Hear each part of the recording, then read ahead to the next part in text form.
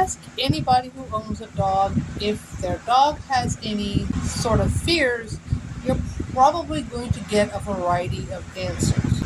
Like with Duke being afraid of bigger dogs, there are other dogs that may have an anxiety towards bugs or an anxiety towards certain people. And then there seems to be an anxiety to smoke and fire.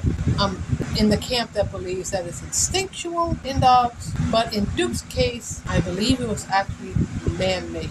Let me explain. You see, when Duke was still with his former owner, she had a barrel right next to his pen for some odd reason. I'm thinking it's a trash barrel, so anything that was trash went right into it. Anything from the blankets he decided to tear up to leaves, branches, and a few little odds and ends I'd find in his pen. What I didn't realize was that she actually used that as a burn barrel. In the South, in unincorporated areas, especially in Louisiana, when we're not in a drought situation or under a burn ban, we are allowed to burn yard waste, leaves, branches, and that's pretty much it. Some people have them in burn pits, others have them in a pile in the back. They have to stay with it, and then there are those who have old drums, old oil drums that they use to burn the yard waste in. Duke's owner was one of those who had a burn barrel.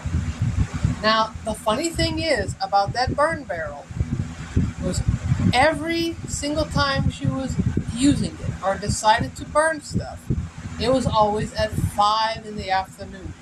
What's so specific about 5 in the afternoon? 5 p.m.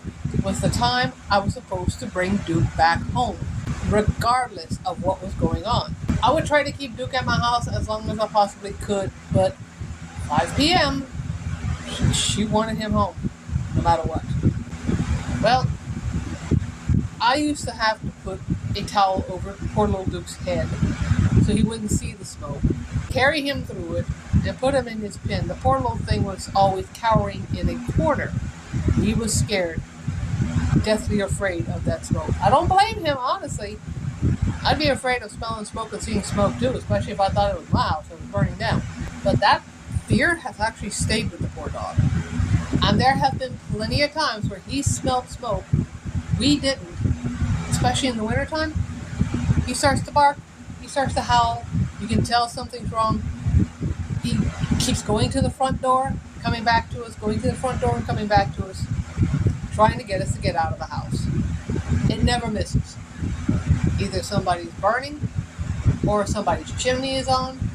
Either way, you smell smoke, we have to get out of the house until he's satisfied that everything is okay and we can come back in. And sometimes that's 2 hours sitting outside. One time we were outside till about 8 o'clock at night because of that.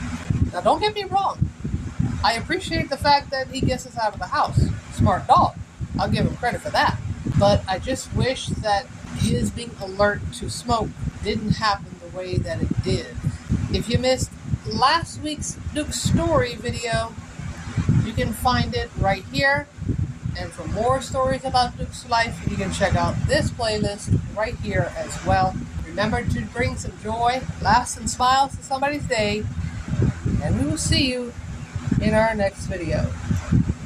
Later!